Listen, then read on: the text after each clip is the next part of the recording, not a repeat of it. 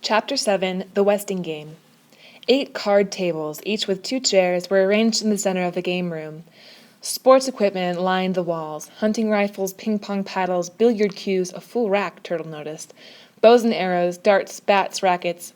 All looked like possible murder weapons to the jittery heirs who were waiting to be told where to sit. Theo wandered over to the chess table to admire the finely carved pieces. Someone had moved a white pawn. Okay, he'll play along. Theo defended the opening with a black knight.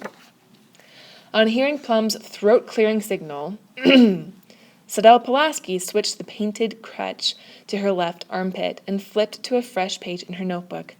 Shh! 7th. And now, dear friends, relatives and enemies, the Westing game begins. The rules are simple. Number of players 16, divided into 8 pairs. Each pair will receive $10,000. Each pair will receive 1 set of clues. Forfeits. If any player drops out, the partner must leave the game. The pair must return the money. Absent pairs forfeit the $10,000. Their clues will be held until the next session. Players will be given 2 days' notice of the next session. Each pair may then give 1 answer. Object of the game, to win. Did you hear that, Crow? Otis Amber said excitedly. $10,000. Now, aren't you glad I made you come, huh? Shh! That was Turtle. The object of the game was to win, and she wanted to win. 8th. The heirs will now be paired. When called, go to the assigned table. Your name and position will be read as signed on the receipt. It will be up to the other players to discover who you really are. I, Madam Sun Lin Hu, cook. Jake Wexler, standing or sitting when not lying down. Grace Wexler did not understand her husband's joke about position. Mr. Hu did, but he was in no mood for humor. $10,000 were at stake.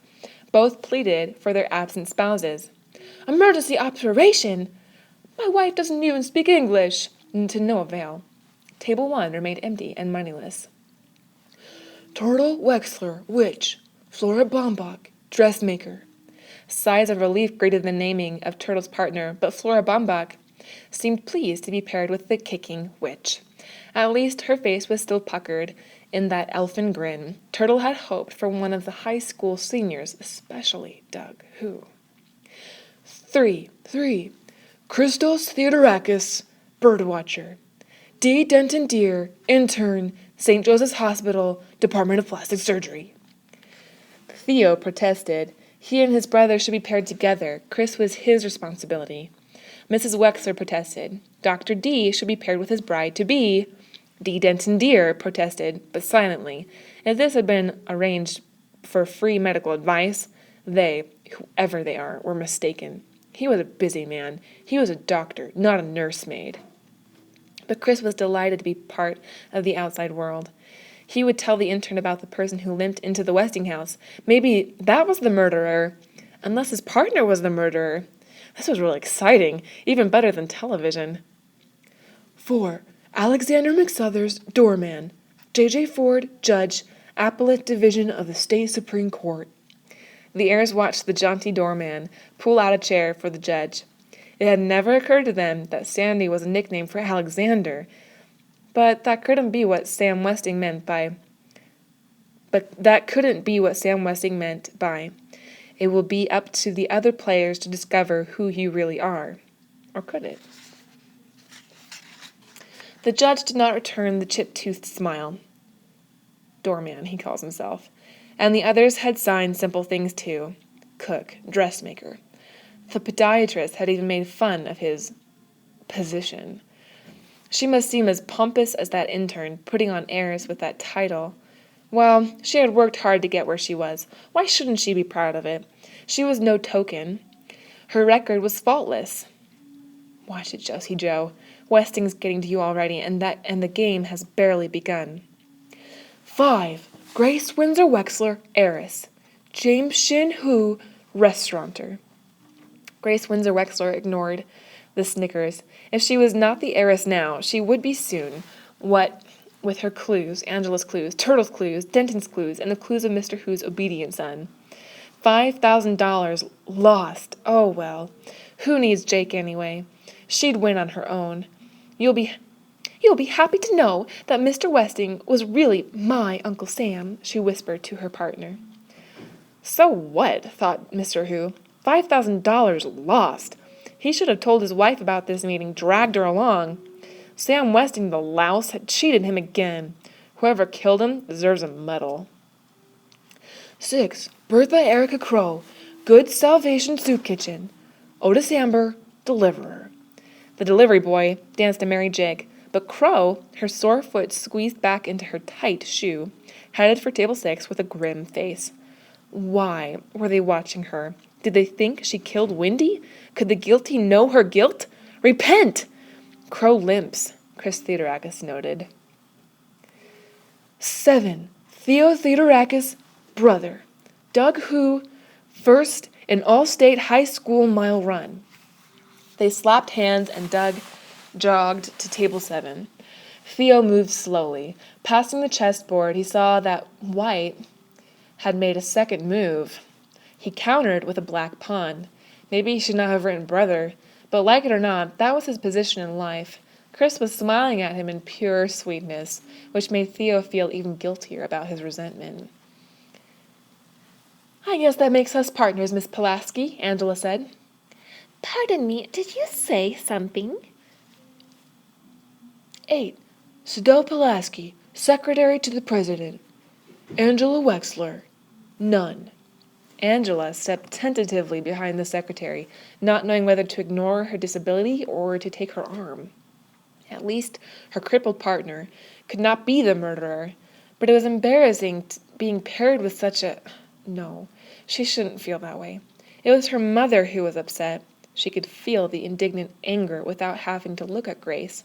Her perfect daughter was paired with a freak. What good luck, the hobbling Sidel Pulaski thought. Now she would really be noticed with such a pretty young thing for a partner. They might even invite her to the wedding.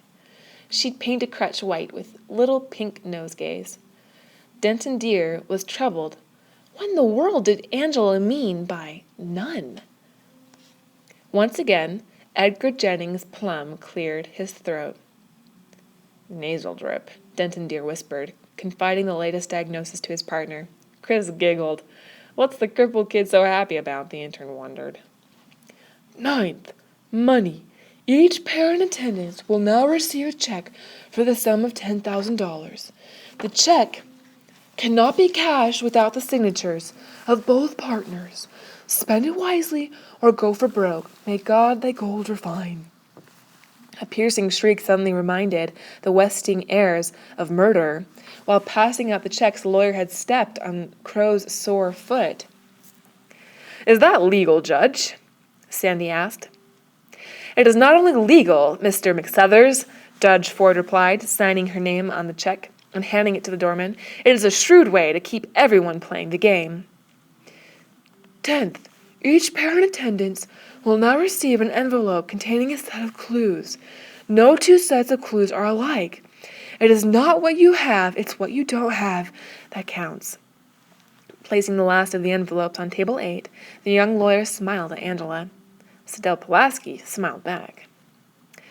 This makes no sense, Denton Deer complained. 4 clues typed on cut squares of Westing's super-strength paper towels lay on the table before him. Arms and elbows at odds, with fingers fanned, Chris tried to rearrange the words in some grammatical, if not logical, order. Hey, watch it, the intern shouted as one clue wafted to the floor. Flora Baumbach leaped from her chair at the next table, picked up the square of paper and set it face down before the trembling youngster. I didn't see it, she announced loudly. I really didn't see it, she repeated under the questioning gaze of her partner, Turtle Wexler, which... The word she had seen was plain. The players protected their clues more carefully now. Hunched over the tables, they moved the paper squares, this way and that way, mumbling and grumbling. The murderer's name must be there somewhere. Only one pair had not yet seen their clues. At table 8, Sidel Pulaski placed one hand on the envelope, raised a finger to her lips, and tilted her head toward the other heirs. Just watch and listen, she meant. She may be odd, but she's smart, Angela thought. Since each pair had a different set of clues, they would watch and listen for clues to their clues.